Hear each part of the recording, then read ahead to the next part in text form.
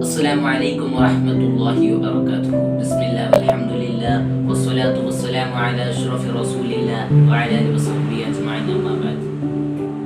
ഓരോ വിശ്വാസികളും അവരുടെ സൽക്കർമ്മങ്ങൾ വർദ്ധിപ്പിക്കുമ്പോൾ ഈ പുണ്യകരമായ മാസത്തിൽ നമ്മളും സൽക്കർമ്മങ്ങൾ വർദ്ധിപ്പിക്കാൻ വേണ്ടി ശ്രമിക്കണം. ഇന്ന ഫിൽ ജന്നത ബാമ യുഖാലു ലഹു റയ്യാൻ യദ്ഖുലു ഫിൽ ജന്നത. സ്വഹീഹ് ബുഖാരിയിൽ ഉദ്ധരിക്കുന്നതായി കാണാം.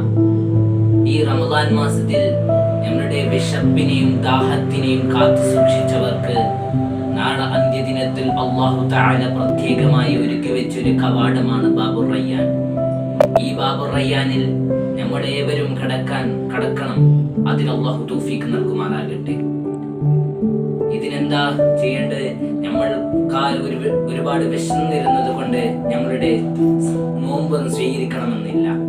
ഈ നോമ്പെന്നുള്ളത് നമ്മളുടെ തടിയെയും ശരീരത്തെയും മനസ്സും ഹൃദയത്തെയും എല്ലാ അവയവങ്ങളെയും സൂക്ഷിക്കണം.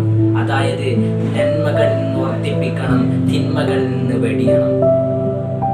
നമ്മുടെ ഓരോ ശരീരത്തെയും തിന്മകൾ വെടിയുമ്പോൾ നമ്മൾ യഥാർത്ഥൊരു ജീവിതത്തിലേക്ക് കടക്കുകയാണ്.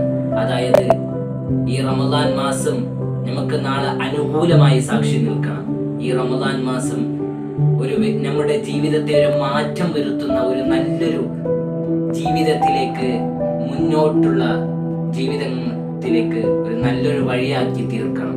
അതിന് അല്ലാഹു തൗഫീഖ് നൽകുമാറാകട്ടെ. ഈ റമദാൻ നമുക്കൊരു നല്ലൊരു ജീവിതത്തിലേക്കൂടെ കടക്കാനുള്ളൊരു വഴിയാക്കി തീർക്കട്ടെ. അസ്സലാമു അലൈക്കും വറഹ്മത്തുള്ളാഹി വബറകാതുഹു.